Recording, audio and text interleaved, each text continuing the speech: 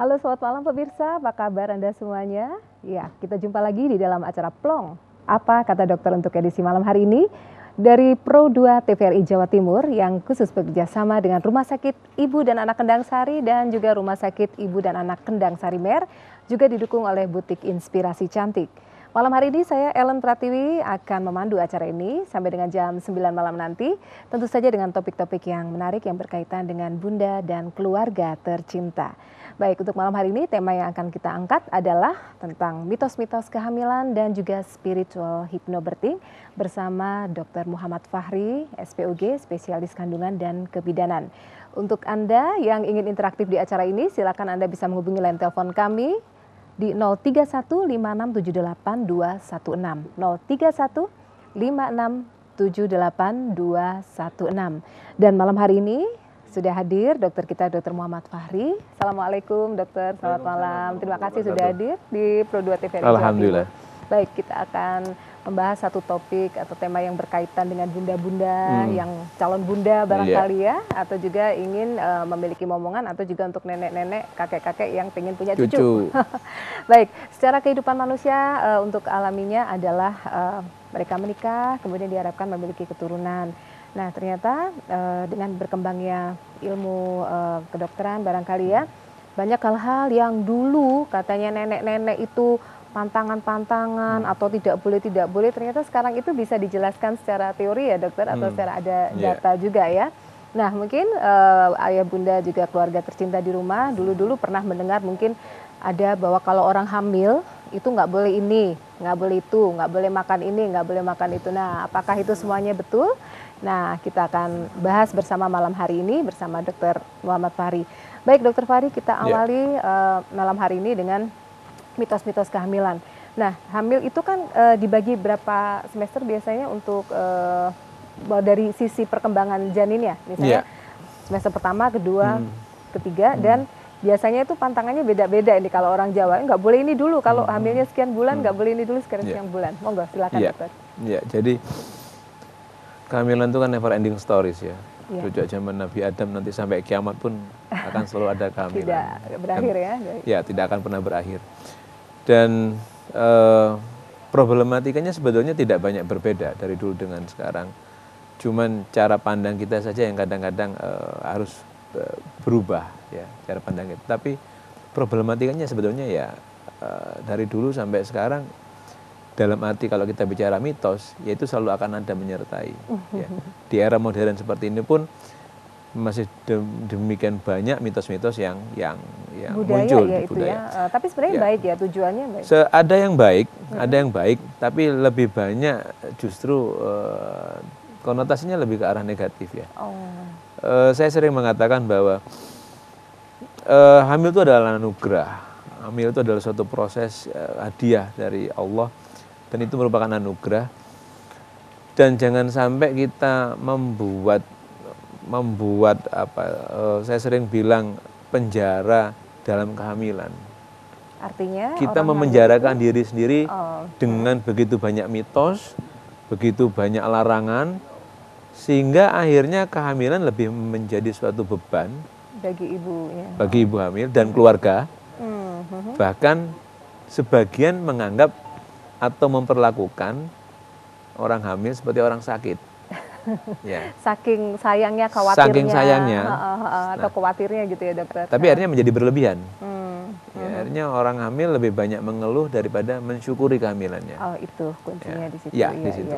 Ya. Nah, bagaimana dari awal kehamilan misalnya 1 bulan pertama sampai 3 bulan, kemudian di trimester-trimester itu yang sering muncul biasanya apa dari pasien-pasien dokter yang sering hadir di rumah sakit? Ya, secara umum kehamilan kita bagi tiga trimester. Trimester 1 trimester 2, trimester 3. Trimester 1 kira-kira antara selesai di 16 minggu, trimester 2 selesai di 28 minggu, dan sisanya trimester 3. Masing-masing trimester memiliki problematika sendiri-sendiri. Tapi kebanyakan mitos dimulai pada saat mulai hamil, di trimester 1 itu.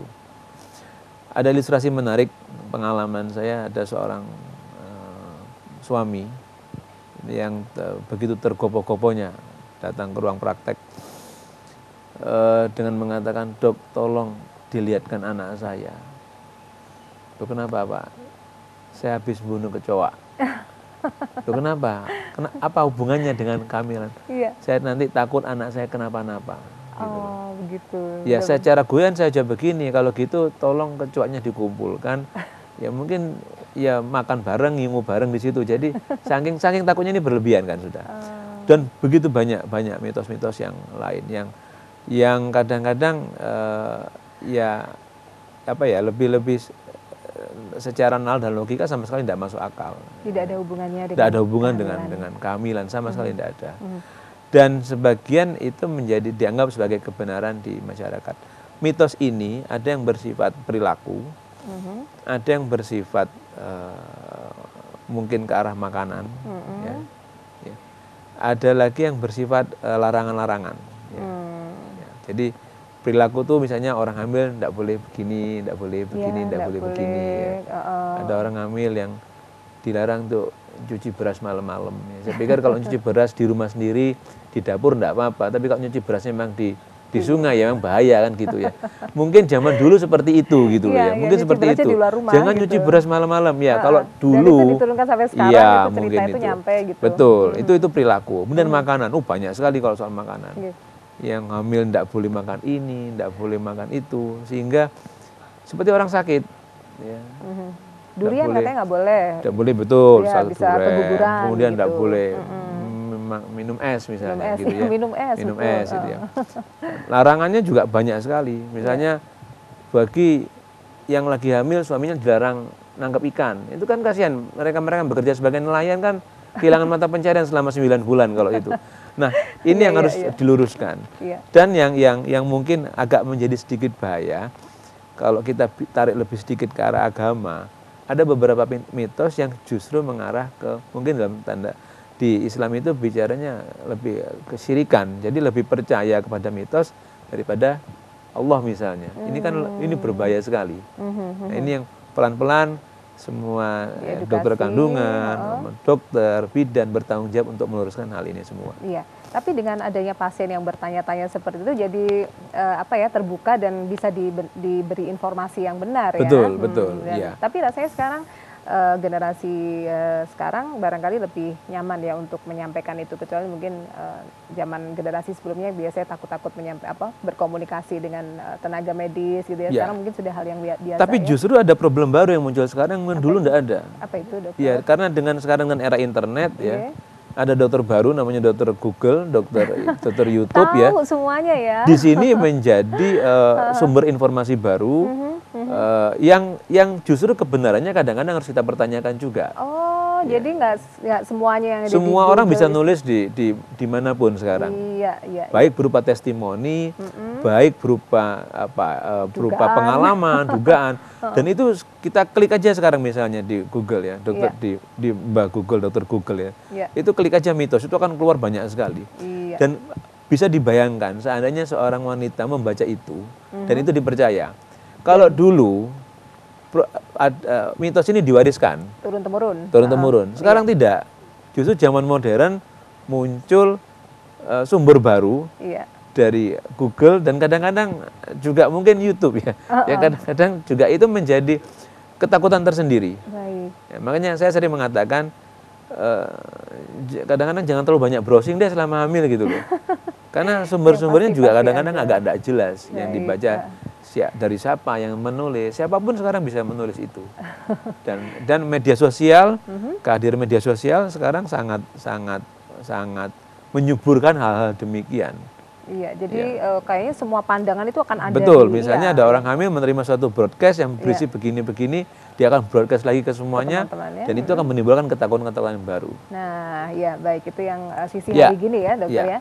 Baik, kita kembali lagi ke mitos-mitos kehamilan, bunda-bunda dan juga calon bunda serta keluarga di rumah. Kalau Anda mungkin ingin menanyakan beberapa hal tentang kehamilan, kemudian juga nanti akan ada pembahasan juga dengan spiritual hypnobirthing. Kami masih akan bersama Anda dalam acara Plong, Apa Kata Dokter malam hari ini sampai dengan jam 9 malam bersama Dr. Muhammad Fahri, SPOG.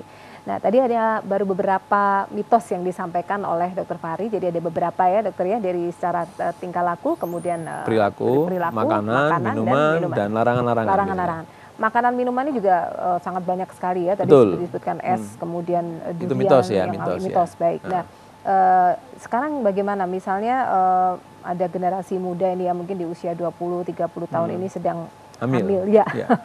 Untuk bisa membuat mereka tuh tenang dan mensyukuri yang seperti kata dokter, jadi tidak terlalu khawatir gitu tentang mitos-mitos itu.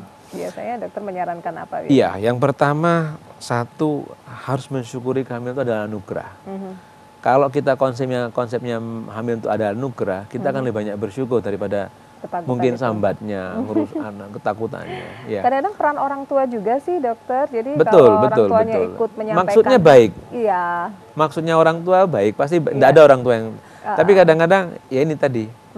Ya akhirnya yang kedua yang ingin saya sampaikan tadi, kalau yang pertama hamil adalah anugerah dan harus syukuri. Yang kedua, jangan memenjarakan diri dalam mitos dan larangan-larangan itu. Keluarlah dari sana gitu loh. Kemana mencari sumber? Ya ke orang-orang bisa dipercaya. Ya. Misalnya dokter kandungan, dokter umum, bidan. Jadi jangan bermain dengan pikiran sendiri. Jadi jangan mencari jawabannya misalnya di klik gitu ya misalnya. Diklik terus muncul. Itu akan terjadi kebenaran yang sangat-sangat mungkin ada yang benar, tapi ada juga yang tapi di antara ribuan atau jutaan materi itu pasti membingungkan sekali. Betul. Dan lebih banyak sebetulnya hal-hal yang tidak betul ya. Kemudian soal makanan lah misalnya, soal makanan. Secara umum sebenarnya di kehamilan itu hampir semuanya dibolehkan kok.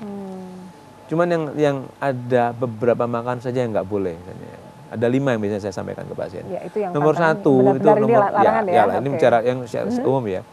Alkohol dan rokok ini mutlak. Alkohol dan rokok itu pasti tidak boleh. Problemnya sebetulnya bukan kadang-kadang rokok bukan di yang hamil, di suami. Ini juga jadi problem ya. Perokok pasif, suaminya dengan entengnya, entah dia merokok di rumah atau merokok di kantor atau dimanapun, tetap nih racunnya akan nyampe juga ke istrinya. Yang kedua, mungkin konsumsi kopi yang harus dikurangi sedikit. Saya sering menyarankan kalau memang sudah terbiasa penikmat kopi, mungkin 1 gelas sehari sudah cukup untuk menghilangkan kerinduan lah untuk ngopi. Ya. Itu pun jangan pakai jenis kopi yang keras ya. Yang ketiga, hati-hati dengan beberapa jenis obat-obat tradisional, jamu yang kalau yang sering diminum misalnya beras kencur, sinom oke lah. Tapi kalau yang sudah yang sudah itu agak harus hati-hati. Ya. Herbal tertentu yang bukan kadang-kadang berguna untuk kehamilan malah lebih berbahaya. Karena ini kita kalau sudah bicara jamu kadang-kadang konotasinya juga bisa ke obat. Hati-hati pada hamil untuk konsumsi apapun yang bersifat jamu dan obat. Kemudian daging merah ya harus matang. Jangan setengah matang. Ya. Jadi daging ini konsumsi yang sangat dianjurkan untuk orang hamil. Jadi kalau suka ke restoran Jepang, restoran Jepang gitu ya, atau steak mungkin, itu mintalah yang well done atau jangan yang sushi ya. Jadi yang terakhir yang sekarang kita ini lagi dikepung oleh berbagai macam produk-produk yang tidak jelas ya. Misalnya makanan yang mengandung pewarna yang dari pewarna tekstil. Ya, pengawet yang bukan untuk pengawet makanan. Ini hati-hati. Jadi intinya lebih baik kurangi jajan dulu ya dokter. Sebetulnya tidak harus dikurangi sih, tapi lebih memilih. Ya. Ini kira-kira pewarnanya alami nggak ya misalnya gitu ya. Ini kira-kira pengawetnya alami nggak ya. Gitu ya. Yang sekarang kalau kita lihat di televisi kan banyak sekali dikepung oleh berbagai macam produk-produk seperti tadi pagi saya juga membaca yang goreng-gorengan menggunakan plastik. Ini kan bahaya sekali untuk orang hamil misalnya kayak gitu. Nah, ini hal yang dihati-hatikan. Ikan tapi juga hati-hati ya dokter, ikan. Secara umum ikan boleh semua, cuman memang problemnya kalau ikan atau udang, kepiting dan sebagainya, problemnya kita bicara adalah sumber lautnya. Kita ikannya tahu bahwa laut kita sudah mungkin agak tercemar dengan logam berat. Ya, mungkin beberapa hari yang lalu ada berita bahwa sungai di Surabaya ikannya pada mati semua, banyak mati gitu. Ini juga tadi bahwa pencemaran ini juga berbahaya. Jadi kalau konsumsi seafood sangat baik untuk orang hamil, tapi mungkin lebih memilih lah kira-kira ini aman enggak, dalam arti ya kondisi sumber lautnya dan sebagainya. Emang kadang-kadang agak susah. Tapi mungkin kita harus sedikit cerewet ya bertanya sama yang jual. Pak, ini mancingnya di mana atau menjalannya di mana? Gitu ya. Untuk kepentingan anak kita sendiri. Gitu, iya. Itu saja yang benar aja. Silakan mau konsumsi mungkin lagi kangen duren, ya, selama durennya belum yang beralkohol. Mau nyoba nangka, nanas yang katanya nanti bisa ke kuburan. Tidak ada masalah, saya pikir. Mau campur rujak, ya. Mau minum es pedas boleh nggak? Tidak ada masalah. Kasihan orang-orang Padang kalau tidak boleh, orang hamil tidak boleh makan pedas. Saya pikir jangan terlalu ketat. Kecuali memang ada masalah dengan lambungnya barangkali ya. Sebetulnya begini, pada kehamilan problem lambung lebih ke arah bukan oleh karena mah yang sedang orang bilang, tapi pada kehamilan memang oleh pengaruh hormonal, gerakan lambung itu kan memang menurun. Oh begitu. Sehingga asam lambungnya sedikit mengumpul di situ. Kalau mah kan lebih ke arah luka atau ada erosi di lambung. Sehingga kalau ada keluhan-keluhan yang bersifat morning sickness atau heartburn seperti nyeri di daerah ulu hati sampai mulut pahit biasanya, itu justru bukan menggunakan obat-obat untuk mah, tapi justru makan makanan tertentu yang bisa mengurangi, menetralkan asam lambung, misalnya biskuit, es krim, ya, susu, coklat dan sebagainya. Nah, kadang-kadang masalahnya orang hamil ini, wanita hamil, karena mulutnya perasa asam, nggak enak, dia makan mangga muda misalnya. Nah, ini asamnya sudah penuh di lambung, ditambah asam lagi sehingga enak di mulut tapi tidak enak di perut. Bukan tidak boleh, tapi nantilah tunggu kalau sudah biasanya keluhan-keluhan ini akan muncul sampai kira-kira 3-4 bulan. Iya. Ya, setelah itu silakan mau konsumsi. Jadi untuk gejala-gejala fisik terhadap wanita yang hamil kayak mual-mual, muntah dan itu kan memang sudah normal ya, hampir semuanya ya. Terus biasanya memang dinetralisir dengan kecut-kecut itu. Kecut-kecut. Di mulut. Di mulut aja. Di mulut rasanya nyaman. Tapi begitu ditelan, masuk di lambung, justru nyeri, mual muntahnya malah menjadi lebih hebat. Nah, mungkin hal-hal seperti ini yang mungkin bunda-bunda dan calon bunda di rumah yang belum tahu, silakan kami membuka kesempatan untuk berinteraksi dengan Dr. Fahri di 0315678216. Sekali lagi di 0315678216. Kami nantikan pertanyaan-pertanyaan Anda. Ya, kayaknya makin seru aja nih ya, ngobrol-ngobrol soal mitos-mitos kehamilan. Padahal kehamilan itu sebenarnya sesuatu yang wajar yang dialamin mungkin oleh saudara-saudara kita, kemudian tetangga, udah banyak. Sejak zaman Nabi Adam itu kan. Iya, cuman biasanya tradisi kan dokter yang bikin tiap orang mungkin berbeda ya.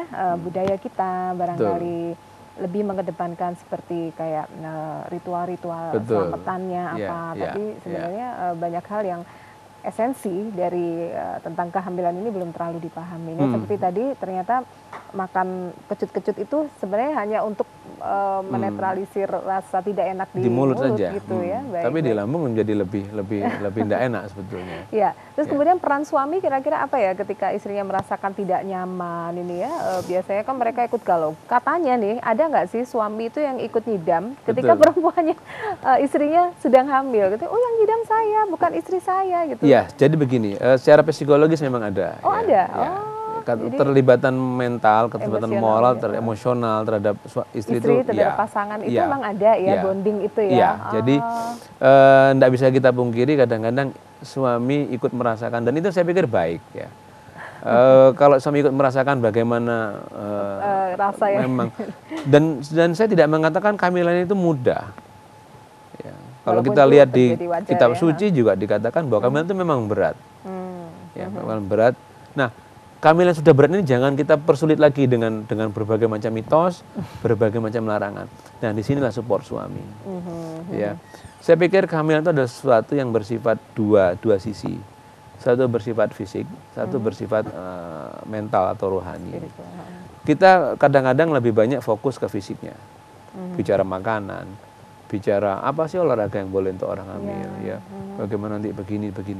Kita kadang-kadang lupa bicara bagaimana mengenai mental, dan yang penting juga mengisi si janin, perkembangan mental spiritualnya untuk si janin. Ya. Ya, itu dari perilaku ibunya. Perilaku ibunya, hubungan antara suasana rumah tangga. Ya. Jadi misalnya berantem terus ini, sehingga tingkat emosi ibu menjadi sangat labil. Itu kan secara hormonal dia akan bayi janin juga tinggal dalam lingkungan hormon ibu yang cenderung ya adrenalin terus, tegang terus misalnya, berantem terus. Makanya kan ada konsep mengenai musik klasik, dan saya pikir kitab suci adalah jawaban terbaik. Saya sering menyarankan kepada pasien-pasien, kenalkan si janin dengan pemilik sejatinya. Dari Tuhan, ya, Allah dikenalkan ke Allah. Dari sejak di kandungan. Ya, saya anu kok dok, saya kalau hamil saya anu kok mendengarkan musik. Saya juga mendengarkan murotal, ngaji misalnya. Kalau saya bilang ya jangan didengarkan, ibu yang baca atau bapaknya yang baca. Ya, jadi perannya suami selain bicara soal fisik ya, bagaimana memenuhi kebutuhan istrinya, misalnya makanannya, gizinya dan sebagainya. Yang kedua, bagaimana juga memahami kehamilan ini memang berat. Kadang-kadang memang ada suami kadang-kadang yang misalnya secara anu dengan, dok ini loh dok manja, dok ini loh dok mengeluh terus. Ya memang gitu, harusnya paham bahwa jangan disampaikan begitu ke istri, kan kasihan. Ya, bagaimana saya kadang-kadang memahami juga bahwa suami juga capek pulang kerja misalnya. Di rumah rewel, istrinya minta cap jahit. Beli lagi dong. Iya. Ini harus dipahami, diterima dengan gembira, ada kalau seperti itu. Cobalah bayangkan mereka yang belum hamil, betapa inginnya mengalami itu seperti itu. Yang kedua, bagaimana peran suami juga mengisi, itu tadi saya bilang, bagaimana bertanggung jawab terhadap pengisian mental spiritual untuk si kecil, menghindari pertengkaran yang bertengkar mungkin ya namanya rumah tangga, tapi jangan berlebihan. Ya, jangan sampai ada piring terbang dan sebagainya. Piring terbangnya di angkasa aja. Kasihan orang wanita ini sudah hamil, sudah berat, terus diperberat begitu lagi. Saya pikir peran suami banyak di sana. Gitu ya. Jadi untuk lebih ke tenangan ibu ya, calon ibu. Baik, baik, kita bersama penelpon dokter. Halo. Selamat malam. Selamat malam. Dengan siapa ini? Di mana? Selamat malam Pak Dokter. Dina di Pasuruan. Di Pasuruan, dengan ibu siapa, bisa diulang namanya, maaf? Dina di Pasuruan. Dina, baik. Silakan Bu Dina, pertanyaannya. Pak Dokter, itu kalau hamil semester pertama itu memang mual terus, gimana itu dok obatnya? Mau obat apa? Maaf, bisa diulang ibu, suaranya kecil sekali, bisa lebih jelas? Hamil semester pertama itu mual terus, minum obat apa dokter? Mual. Oh, mual terus. Mual terus. Iya, mual terus. Nggak mau makan tapi ya, sampai nggak mau makan ya. Baik, ini Bu Dina sendiri yang mengalami ya? Iya. Baik, iya. Bagaimana dokter perasaan seperti ini? Mbak, tanya lagi. Oh, baik. Ada lagi Ibu? Gimana aja? Anak laki-laki belum, Mbak, bilang sama dokter. Anak laki-laki kenapa Ibu? Halo? Bikin anak laki-laki. Oh, supaya anaknya jadi laki-laki, begitu? Iya. Baik, itu saja Ibu Dina. Ya, sama obat mual itu apa? Berapa bulan sekarang? Obat mual. Sekarang kandungannya udah usia berapa Ibu Dina? 3 minggu. 3 minggu. 3 minggu. Oh, baik. 3 minggu, dan obat untuk mual-mual ini apa begitu ya? Baik, ya mungkin itu dulu dokter. Iya, ini kehamilan kita belum tahu apakah ini pertama atau yang kedua, tapi mudah-mudahan yang pertama ya. Secara umum ya bisa saya jawab. Jadi keluhan mual pada kehamilan itu umum, wajar. Ya. Kenapa kok bisa begitu? Terjadi perubahan hormonal. Nah, perubahan hormonal semua orang mengalami. Yang penting adalah bagaimana bahwa kita mengerti bahwa ini bukan sesuatu yang berbahaya. Nggak usah ketakutan. Nggak usah terlalu takut. Iya. Yang kedua, keluhan mual dan muntah pada kehamilan itu juga diperberat oleh kondisi psikologis. Secara ini secara guyon ya. Iya. Tapi mungkin benar. Artinya saya sering melakukan survei pribadi. Ya. Oke, gimana itu? keluhan mual dan muntah itu lebih sering terjadi pada mereka satu yang suaminya long distance LDR. Tidak dekat begitu ya. Dalam arti dia luar kota atau sering bekerjanya pulang larut malam barangkali. Yang kedua juga sering muncul pada mereka yang tinggal dengan mertua. Oh. Ya. Begitu ya. Dibandingkan yang mereka misalnya tinggal dengan orang tua sendiri. Ini yang saya bilang ada peran psikologis di sana. Mungkin kalau dengan mertua masih manten baru pengen menunjukkan bahwa ini mantu yang baik. Mau agak istilahnya membangkong sedikit kok ya sungkan kan gitu ya. Itu kadang-kadang begitu pulang ke rumah tiba-tiba mual. Ke rumahnya sendiri, ke rumah orang tua sendiri, mualnya hilang. Oh begitu, ke rumah orang tua kandung. Jadi kalau dari segi hormonalnya, segi kehamilannya itu normal-normal saja terjadi, karena memang perubahan hormonal. Nah bagaimana kita noto psikologis ini loh? Jadi Bu Dina tadi disarankan menenangkan dan sebagainya. Apakah perlu obat mual? Sebetulnya obat, kalau cuma mual tidak perlu dengan obat. Kalau sudah muntah, baru kita berikan obat. Itu pun kalau sudah muntah agak berlebihan. Kalau cuma muntah 1, 2, 3 kali sehari, normal, oke lah, nggak ada masalah. Kita tidak terbiasa, jangan terlalu terbiasa memberikan obat, karena ini ada janin yang begitu, Yang perlu diperhatikan adalah pola makan. Karena gerakan lambung pada kehamilan muda itu menurun dan asam lambungnya jadi numpuk, makanlah dengan porsi yang kecil tapi sering. Jadi jangan ikut 3 kali lah terus tapi 1 piring, 1,5 piring. Ya mungkin lebih baik 5-6 kali tapi mungkin kecil-kecil setengah gitu piring misalnya. Yamil, di sela-sela itu bisa lakukan camilan-camilan saya sampaikan tadi. Mungkin 1-2 sendok es krim, biskuit, cracker, kemudian milkshake misalnya. Itu bagus itu juga buah-buah tertentu misalnya pir itu juga membantu. Itu juga membantu untuk alpukat, itu juga membantu untuk mengurangi keluhan mual dan muntah pada kehamilan. Kemudian pertanyaan kedua soal jenis kelamin. Nah kalau sudah hamil dan sudah mual gini kan nggak bisa ditentukan jenis kelamin. Betul, kalau sudah hamil sudah karena jenis kelamin ditentukan pada saat pembuahan. Tergantung sperma yang membuahi. Sperma X atau sperma Y. Tapi itu ada mitos lagi kan kalau posisi-posisi. Betul. Itu mitos-mitos ya. Sebetulnya tidak mitos. Kalau posisi dan sebagainya itu sebetulnya bisa ada penjelasan ilmiahnya. Baik. Cuman kalau sudah hamil, Bu, persoalan kelamin sudah selesai. Artinya sudah jadi. Tinggal nanti menunggu ini apa jenisnya. Tapi kalau misalnya berharap itu sebelumnya, karena tergantung sperma yang membuahi. Kalau yang membuahi sperma X dari pihak suami itu menjadi anak perempuan. Kalau yang membuahi sperma Y dia akan menjadi anak laki-laki. Gitu. Mungkin itu jawabannya. Baik Bu Dina, mudah-mudahan cukup jelas jawaban dari Dr. Fahri tentang mual-mual yang Anda rasakan. Mudah-mudahan bisa bertahan dengan kondisi ini dan yang paling penting adalah buatlah Anda nyaman ya. Betul. Hindari problem-problem yang mungkin membuat Anda jadi stres karena itu akan memicu mual Anda akan menjadi lebih sering begitu. Baik Dr. Fahri, kita break sejenak dan untuk pemirsa ayah, bunda dan keluarga tercinta, kami masih akan melanjutkan kembali acara Plong Apa Kata Dokter yang merupakan kerjasama Pro2 TVRI Jawa Timur dengan Rumah Sakit Ibu dan Anak Kendang Sari dan juga Rumah Sakit Ibu dan Anak Kendang Sari Mer sampai dengan jam 9 nanti. Dan sebelum kita lanjutkan, kita simak dulu yang berikut ini.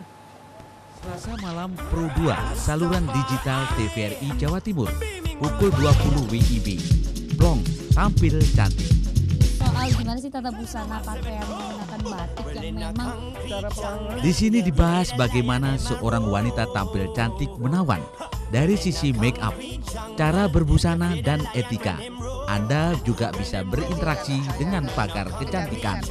Pukul 21 WIB, musik kontemplasi, genre reggae. Anda bisa request dan memilih lagu-lagu bergenre reggae yang berasal dari Jamaika dan berinteraksi langsung dengan pembawa acara yang penuh canda.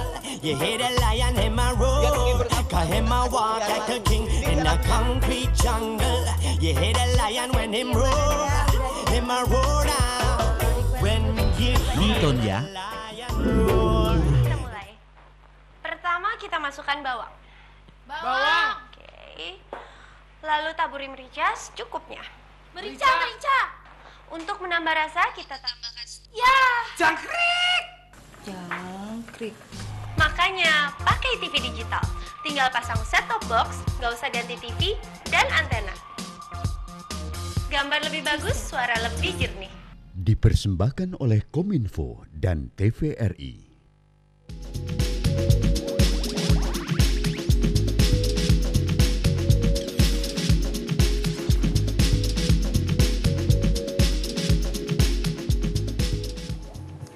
Ya, ayah, bunda, dan keluarga tercinta, Plong, apa kata dokter malam hari ini masih kita lanjutkan kembali. Masih bersama saya Ellen Pratiwi dan juga Dr. Muhammad Fahri, SPOG, spesialis kandungan dan kebidanan dari Rumah Sakit Ibu dan Anak Kendang Sari dan Kendang Sari Mer. Kita lanjutkan ya, mungkin Anda masih ada pertanyaan, silakan Anda bisa menghubungi kami di 031 5678 216. Sekali lagi 031 5678 216. Baik dokter, dari sesi yang tadi kita diskusikan dan juga ada pertanyaan dari Bu Dina tadi, rasanya tentang kondisi hamil ini sudah agak banyak ya kita bicarakan, dan mungkin kita akan memasuki ke tips-tips kehamilan dan juga persiapan untuk persalinan ya dokter ya. Gimana? Jadi kan tadi semester pertama ini, kemudian kedua biasanya mualnya udah hilang ya dokter ya? Iya. Mualnya udah hilang itu biasanya mesti gimana untuk seorang Kalau ibu? trimester 1 memang biasanya adaptasi yang paling berat Berat, ya. karena Karena dari, banyak sekali keluhan. Penyesuaiannya sangat luar biasa. Trimester 2 biasanya adalah masa yang paling nyaman. Paling di nyaman bulan ya. keempat, Biasanya ibu-ibu kelima. sudah pada belanja, sudah mulai nge-mall, Shopping. shopping ya, sudah mulai Sudah mengumpulkan untuk baju apa, bayi, adaptasi ya, ya, dan cari-cari box itu ya. Saya sering guyon Bu, kalau ngidam yang agak bermutu sedikit lah kalau di trimester 2 itu. Jangan ngidam misalnya apa yang es cendol yang itu ya. Kalau bilang mengidam yang agak boys mungkin lah. iya misalnya cincin emas itu, kalung emas ya. Jadi agak bermutu sedikit, ini saya sering guyon gitu Bercanda karena begitu, trimester 2 adalah masa yang paling nyaman. Trimester 3 akan muncul lagi keluhan yang mirip-mirip. Karena udah mulai berat. Artinya secara fisik dia lebih ukuran perut sudah menjadi besar, beban kehamilan menjadi berat, ya, desakan pembesaran rahim menyebabkan mendesakan ke banyak organ, ke lambung, dan akan muncul lagi keluhan mual. Titik tumpu berat badan juga berubah sehingga beban punggung akan menjadi berat. Daerah bawah vagina, kemudian daerah dubur juga akan menjadi kemeng dan sebagainya. Itu semua keluhan-keluhan yang bisa saja muncul di trimester 3. Nah itu bagaimana misalnya dalam arti para wanita yang hamil harus memahami bahwa itu akan muncul begitu. Betul. Dipersiapkan bahwa itu akan kejadian, ya. itu akan ada. Dan gitu akan ya. itu Tidak akan bisa dihindari ya. Ya tergantung artinya berat atau ringan saja yang dirasakan. Ya. Biasanya pada kehamilan pertama keluhan itu akan terasa sangat berat. Tapi begitu hamil kedua, ketiga mungkin sudah punya pengalaman, oh ya ini oke, karena dulu juga muncul keluhan yang sama. Jadi kadang-kadang saya sering bilang, dok, kadang-kadang ini seperti daerah bawah ini seperti ada yang mau keluar ya. Itu sebenarnya sebagai satu tanda yang baik bahwa kepala janin sudah turun ya, sudah turun, dan biasanya persalinan menjadi lebih mudah lah seperti itu. Iya, nah ada pantangan-pantangan nggak? Biasanya kan kalau sudah mau bulan-bulan mendekati persalinan begitu, minum minyak apa tuh, minyak kelapa gitu biar lancar, atau apa kalau yang dari Arab itu daun-daun apa sih, akar-akaran begitu, itu gimana dokter? Jadi gini, kalau yang minyak itu yang dipakai kan logikanya mesin, ya, jadi supaya mesinnya bekerja dengan baik, ya oli yang itu ya. Dikasih pelumas. Ya, saya tidak bisa membayangkan kalau kita makan minyak kemudian, mohon maaf, vagina menjadi berminyak, kan sangat. Kita nanti makan sesuatu yang pedas, vagina menjadi pedas gitu kan. Jadi semua makanan yang masuk ke lambung kita akan diolah, dan itu tidak akan berkaitan dengan kelancaran persalinan. Nah, ya. Seperti mitos misalnya, minum air kelapa kulit akan menjadi putih dan sebagainya. Air apa tuh kacang-kacang kedelai. Jadi begitu, ya. ini mitos lagi. Jadi misalnya minum air kelapa, kulit bayi akan menjadi. Saya tidak pernah melihat kulit bayi itu yang kotor. Ya, semua kulit bayi itu bersih. Ya. Jadi kalau misalnya, dan kita orang tua kan pasti merasakan bahwa anaknya yang terbaik gitu ya. Itu bukan karena minum air kelapanya, memang kulit bayi itu memang bersih. Ya. Nggak ada bayi lahir misalnya dengan panuan gitu kan, nggak ada ya. Nggak pernah saya melihat bayi. Memang kulitnya memang bersih. Dan ini tidak ada hubungan dengan air kelapa. Oh begitu. Ya, jadi jangan makan minyak, tujuannya yang dipakai logika mesin. Saya bilang kalau mau lebih lancar jangan jangan minyak, oli sekalian Bu, ini lancar betul. Ini apa mitos-mitos yang enggak betul gitu ya. Baik, menarik sekali memang pembahasan ini ya. Terus ini yang akar yang apa sih dokter yang dari Arab itu biar betul. Nanti pembukaannya sempurna begitu. Jadi begini, itu sudah masuk kategori obat. Saya tidak memungkiri bahwa itu memang bisa menyebabkan kontraksi ya. Cuman sampai saat ini belum ada penelitian berapa sih yang tepat dosisnya, mungkin. Dosis yang tepat, sehingga sementara jangan dipakai, karena kadang-kadang ada yang minum 1 gelas, setengah gelas, ada yang 1 botol, ada yang 2 botol, sehingga kontraksinya menjadi sangat tidak terukur ya, tidak terukur, tidak teratur, dan malah berbahaya buat si janin. Jadi mungkin satu saat ini akan menjadi suatu produk atau obat yang bisa dipakai untuk melakukan induksi terhadap persalinan. Begitu ya. Tapi jangan saran saya itu belum jangan hindari dulu hal-hal yang seperti ini. Kalau itu sudah masuk kategori yang kita bicarakan tadi, hati-hati terhadap jamu, herbal dan sebagainya, karena kadang-kadang itu tipis sekali bedanya dengan obatan. Ya. Baik, kita kembali ke persiapan persalinan ya. Ibu-ibu disarankan lebih banyak apa ketika kondisinya sudah 6-9 bulan ini? Misalnya kan ada larangan tidak boleh bekerja keras, naik turun tangga, nyetir sendiri tidak boleh, misalnya seperti itu. Iya, jadi secara umum aktivitas lakukan secara biasa-biasa saja, jangan berlebihan. Pertanyaan sering muncul, dok boleh nggak naik tangga? Silakan kalau ibu naik tangga 1, 2 kali, 3 kali sehari, asal jangan 40 kali misalnya. Ini ya. Saya kemana? Saya bersepeda motor. Silakan, nggak ada masalah, ke kantor. Tapi jangan ngepel mungkin ya. Kalau ngepel saya pikir agak sedikit bahaya. Kita bicaranya bukan tidak boleh ngepelnya ya, resiko terpleset dan sebagainya. Oh begitu. Ya, cuman kalau memang harus ngepel ya tidak apa-apa lah. Mungkin pakai yang tongkat aja begitu. Intinya aktivitas harian tidak perlu ditinggalkan, lakukan secara wajar. Cuman nanti kalau untuk yang mengemudi, yang kalau kami sudah gede, sudah besar, sebaiknya sudah jangan. Ya, resiko misalnya terjadi. Kalau kita bicara misalnya nyetir mobil, itu antara setir dengan perut sudah nempel ya, itu kalau terjadi nanti pengereman mendadak bisa menghantam perut juga, menjadi tidak bagus juga. Kalau untuk yang bersepeda motor, pada orang yang sudah hamil besar, keseimbangan sudah mulai terganggu. Ya. Kadang-kadang muncul keluhan geliang dan sebagainya. Itu kalau sepeda motor tiba-tiba ya sama, kadang-kadang pengereman mendadak, tiba-tiba ada perasaan tidak enak, itu kan rawan terjadinya. Dan wanita hamil mungkin lebih sulit menjaga keseimbangan kalau sudah terjadi misalnya mungkin ada yang nyalip atau apa itu. Ya. Mungkin kalau sudah besar lebih ya suaminya lah yang sudah mulai mengambil alih untuk nganter atau apa. Harus ada pengantarnya ya. Baik itu untuk kondisi-kondisi yang sudah mendekati persalinan. Yeah. Kemudian persiapan misalnya tadi kan dari sisi makanan minuman ya, untuk dari sisi spiritualnya barangkali dokter, mesti gimana persiapannya? Yang paling ditakutkan dari hamil adalah nyeri kan, persalinan itu kan nyeri. Momok kehamilan terbesar itu kalau sudah persalinan kan nyeri. Pas waktu pembukaan itu. Kemudian belum lagi ada suatu yang juga yang sering menjadi mengganggu ya dalam proses kehamilan adalah curhat antar wanita hamil. Ketemu kan mungkin di praktek dokter atau di rumah sakit begitu. Misalnya ini ada 2 orang, satunya habis melahirkan. Mbak habis melahirkan ya misalnya gitu. Iya. Gimana? Wah, serem, sakit, kudu mati misalnya kayak gitu. Ya, apalagi waktu digunting. Ini kan cerita-cerita ini kan serem sekali sih. Untuk orang yang pertama kali hamil. Betul, yang terbayang adalah ini kan suatu seperti apa? Kalau seperti masuk eksekusi yang luar biasa. Belum lagi kalau saya bilang tadi misalnya dia melihat dalam tanda kutip di YouTube misalnya itu kan. Dia lihat plus diklik persalinan yang serem misalnya. Nah, ini kan menambah beban mental ya pada. Jadi nggak usah nanya-nanya deh kalau di tempat. Iya betul. Saya sering bilang secara sederhana seperti ini. Tidak ada orang wanita hamil yang meninggal karena tidak tahan sakit. Ya. Karena itu sudah kodrat berarti. Jadi kalau kematian pada persalinan memang ada ya, dalam arti misalnya oleh karena darah tinggi, pendarahan, infeksi.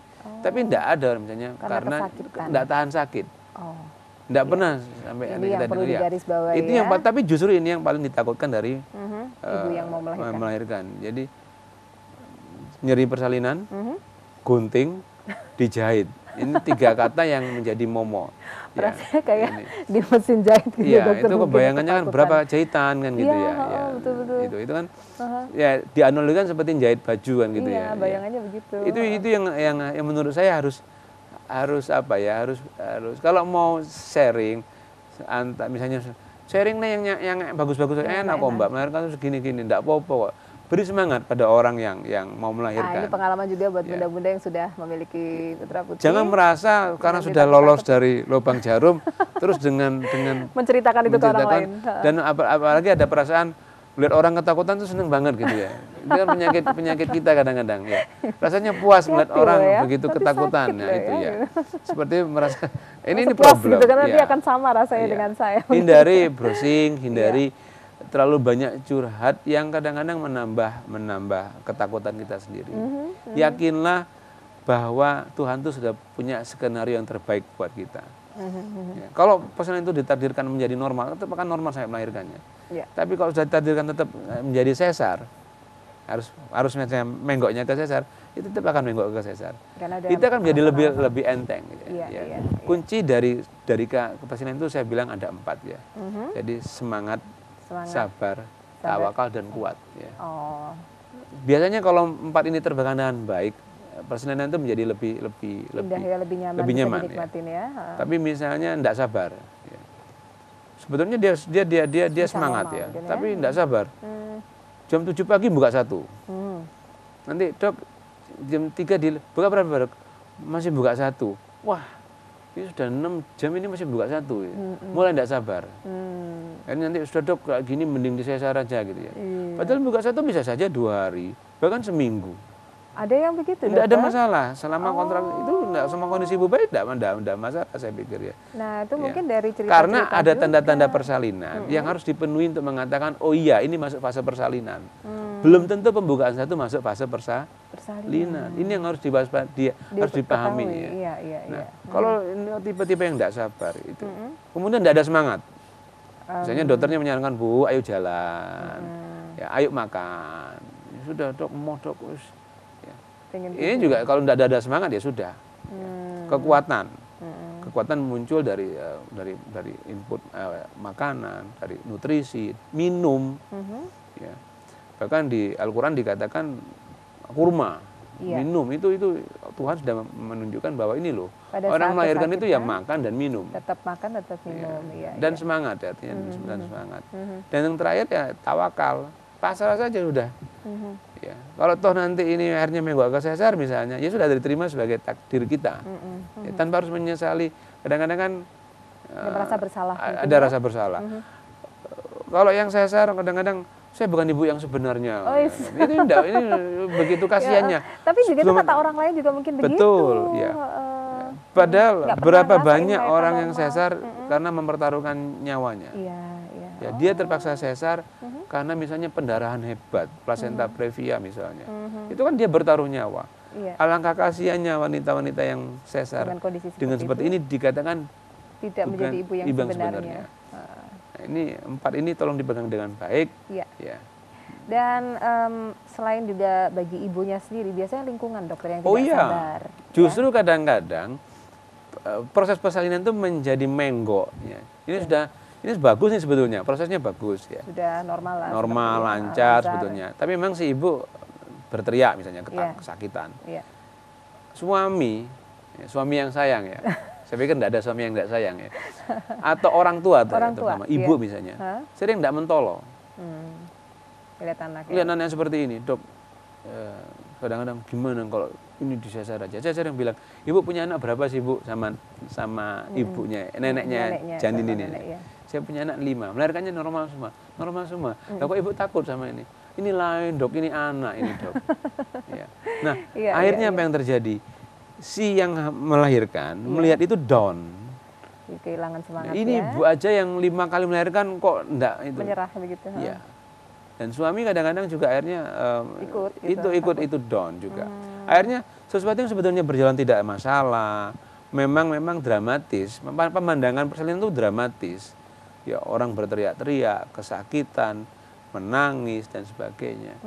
Itu membuat orang-orang sekitarnya jadi iba, kasihan. Nah, rasa kasihan ini tapi sayangnya kadang-kadang ditempatkan menjadi salah, yang justru menurunkan semangat kesabaran dari yang mau melahirkan. Kasih support, doa dan sebagainya, berzikir, kasih support. Ya. Itu justru lebih menenangkan bahwa ini persalinan ini selama dokternya mengatakan oke, enggak apa-apa, ini yakin bahwa enggak apa-apa. Jangan telepon tanya yang lain juga, kadang-kadang gitu ya. Nanya misalnya sudah gini, tanya sama misalnya entah budenya, biyen ya opo anakmu lagi gitu kan, kadang-kadang loh kok ngono sih misalnya kayak gitu. Jadi pembanding begitu. Pembanding yang kebetulan salah kadang-kadang. Kudune mestinya sudah dibeginikan. Nah ini loh, kalau sudah kena kudune, ini artinya sudah enggak percaya sama dokternya, enggak percaya sama bidannya. Karena kondisi tiap wanita berbeda. Berbeda, betul. Kok ngono sih misalnya kalau telepon cari pembanding ya. Kebetulan mungkin secara mirip-mirip tapi sebenarnya kondisinya berbeda. Iki biyen wis ini kalau sudah kena begini akhirnya keluarlah situasi dok saya trauma ini akhirnya seperti itu. Jangan sampai kayak itu saudara saya. Betul. Padahal kondisi yang bisa sangat berbeda sama sekali. Iya. Kemudian itu persiapan ya barangkali sebelum persalinan itu dari pihak keluarga mesti juga support gitu ya dokter. Betul. Ya. Kemudian apalagi yang perlu diketahui misalnya tadi makan minum sudah ya suami orang tua. Biasanya yang ditakutkan lagi selain gunting rasa sakit dan itu apa biasanya gunting, jahitan dan sebagainya itu udah usah dipikirkan lah kan ada. Jangan pegang handphone biasanya dokternya ditelepon terus. Iya artinya begini itu tidak bisa kita pungkiri sekarang kan, begitu mudah berkomunikasi dengan dokternya. Kadang kalau zaman dulu komunikasi selalu lewat perawat atau bidan yang di kamar bersalin. Betul. Sekarang bisa langsung ke dokternya. Ini juga kadang-kadang karena saking mudahnya akhirnya menyebabkan permintaan-permintaan yang yaitu tadi dari keluarga dari begini disampaikan langsung tanpa berpikir dengan tenang. Kondisinya sendiri seperti apa? Iya gitu. Jadi dok saya sudah diskusi sama keluarga, akhirnya gitu. Begitu mudah. Kalau dulu kan zaman dulu belum ada handphone itu kan pasti komunikasi lewat suster dulu. Iya. Nah, itu kan nanti dokter yang memutuskan begini. Kalau sekarang enggak, bisa langsung komunikasi dan bisa langsung request seperti ini dan itu ya. Dokternya kadang-kadang juga mungkin kalau sudah bolak-balik dimintai ya sudah kalau sudah menjadi keputusan keluarga dokternya mungkin juga nanti kalau enggak dilakukan nanti kalau ada apa-apa sudah takut jaga ada resiko kan seperti itu. Betul. Padahal sebenarnya belum tentu terjadi harus dilakukan seperti itu. Sebetulnya banyak yang bisa kita lakukan selain yang tadi ya. Senam hamil. Iya, senam hamil. Senam hamil itu adalah bagaimana kita berlatih breathing exercise. Bagaimana kita merelaksasi otot-otot panggul. Dan itu harus dibiasakan dari bulan-bulan sebelumnya karena pada saat hari H pasti panik begitu ya. Jadi kita yang kadang-kadang ikut senam hamil aja masih panik lupa-lupa ya, bingung. Apalagi yang enggak ikut. Itu senam hamil juga sangat membantu ya. Bagaimana kita mempersiapkan persalinan. Kemudian kenalilah rumah sakit. Ya. Saya selalu bilang, kalau sudah 9, sudah jangan survei rumah sakit lagi sudah. Sudah tetap, saya mau melahirkan di bidan, saya mau melahirkan di dokter ini, saya mau melahirkan di rumah sakit ini. Sudah. Surveilah ruangan bersalin. Itu memberikan kenyamanan jadi buat kita. Jadi supaya tahu nanti, saya melahirkan di sini. Begitu. Itu juga bicara nanti misalnya kalau terjadi suatu emergensi misalnya, tiba-tiba ketuban pecah di kantor, tiba-tiba suami lagi dinas kemana? Di luar kota. Ya, siapkan segala sesuatunya, nomor telepon taksi yang bisa dikontak sewaktu-waktu. Ya. Mungkin orang-orang terdekat. Kalau suami lagi kebetulan atau melahirkan misalnya, tanda-tanda muncul suami di luar kota siapa yang bisa mendampingi? Ini penting mempersiapkan diri sendiri, mempersiapkan keluarga, dan mempersiapkan lingkungan kita, baik lingkungan di rumah dan lingkungan di tempat melahirkan. Kenali rumah sakit tempat melahirkan. Jadi jangan sampai di sana merasa asing.